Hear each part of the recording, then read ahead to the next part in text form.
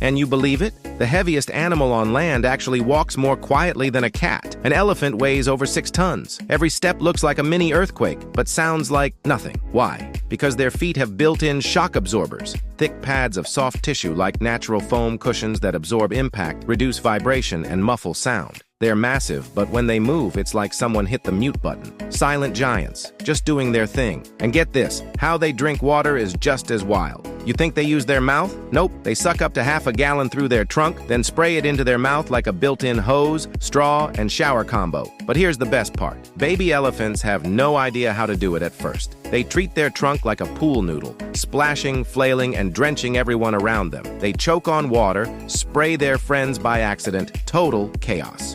1 minute, you've got a 6-ton stealth machine. The next, a clumsy baby spraying water like a toddler. That's the charm of elephants. The strongest engineers in the forest and the cutest water fight amateurs you'll ever meet.